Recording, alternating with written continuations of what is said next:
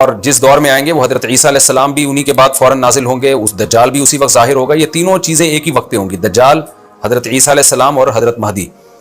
اور حضرت مہدی دمشق میں مسجد میں نماز کے لیے کھڑے ہوں گے کہ اچانک حضرت عیسیٰ علیہ السلام فرشتوں کے کندھوں پہ ہاتھ رکھ کے دمشق کے مینار پہ اتریں گے، پھر وہاں سے سیڑھیوں سے نیچے آئیں گے کیونکہ دارالاسباب میں داخل ہو چکے ہیں. حضرت مہدی ان سے کہیں گے کہ آپ نماز پڑھائیں، وہ انکار کریں گے. حضرت مہدی کی اقتداء میں حضرت عیسیٰ علیہ السلام نماز پڑھیں گے اور پھر دونوں کی اقتداء میں جہاد ہوگا. تو مجاہدین کے امام ہوں گے حضرت مہدی.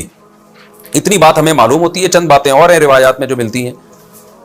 یہ ہمیں ڈیٹ نہیں بتائی گئی ہے، سن نہیں بتایا گیا، سال نہیں بتایا گیا. اس بارے میں صدیوں سے لوگ پیش گوئیاں کر رہے ہیں کہ فلاں سن میں آئیں گے، فلاں سن میں آئیں گے. بڑے بڑے لوگوں نے پیش گوئیاں کی ہے جو 100% غلط ثابت ہوئی ہیں.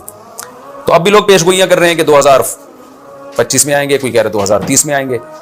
تو گورنمنٹ کی طرف سے کوئی پابندی نہیں ہے، کوئی بھی کچھ بھی کہہ سکتا ہے. نبی صلی اللہ علیہ وسلم نے اس کو مبہم رکھا ہے، صحابہ نے مبہم رکھا. نہ صحابہ نے نبی سے تاریخ پوچھی، نہ مہینہ پوچھا، اور نہ نبی نے بتایا. اور ایسی چیزوں میں اسلام اس کو مجمل ہی رکھتا ہے، کیونکہ وہ مہینہ آتا اور اس مہینے میں کوئی بھی اٹھ کے مہدی کا دعویٰ کر دیتا تو کنفیوژن پیدا ہو جاتی ہے نا. اس لیے ہمیں اس پر مبہم ایمان ضروری ہے، مجمل ایمان ضروری ہے. مبہم تو نہیں کہیں گے، مجمل. مجمل کا مطلب تفصیل ہمیں معلوم نہیں ہے، بس ہمیں پتہ ہے کہ ایک وقت آنے والا ہے قرب قیامت میں کہ حدیث میں آتا ہے خراسان سے ایک لشکر اٹھے گا اور اللہ اس کو فتح عطا فرمائیں گے. حدیث میں آتا ہے کہ مجاہدین لڑیں گے اور اتنی بڑی جنگ ہوگی کہ آپ صلی اللہ علیہ وسلم نے فرمایا کہ 1/3 مجاہدین اس میں جو لڑنے والے ہوں گے وہ شہید ہو جائیں گے، جو اس وقت کے سب سے افضل ترین شہداء ہوں گے. اور 1/3 مجاہدین وہ ہوں گے جو لڑائی کی شدت اور سختی کی وجہ سے میدان چھوڑ کے بھاگ جائیں گے. یہ وہ لوگ ہوں گے جن کی اللہ کبھی بھی توبہ قبول نہیں کرے گا. اور 1/3 ہوں گے جن کو اللہ دنیا پہ غلبہ عطا کرے گا، کفر پہ غلبہ عطا کرے گا.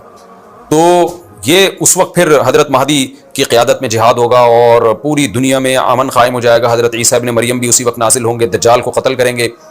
اور ایک اور دفعہ، یعنی ایک دفعہ تو اسلام دنیا میں غالب آ چکا ہے، تو ایک اور دفعہ اسلام حضرت مہدی حضرت عیسیٰ ابن مریم کے ذریعے پوری دنیا میں غالب آ جائے گا اور ہر طرف خیر ہی خیر ہوگی. جزیے کا نظام ختم ہو جائے گا اور اللہ تعالیٰ اپنی برکتوں کو کھول دے گا، آسمان کی برکتیں، خوب بارشیں برسیں گی. ایک روایت میں آتا ہے، ترمذی کی روایت ہے، اتنے بڑے بڑے انار پیدا ہوں گے کہ اس کے چھلکے کو لوگ سائبان کے طور پہ استعمال کریں گے. ایک انگور کا دانہ کئی لوگ نچوڑ کے پئیں گے.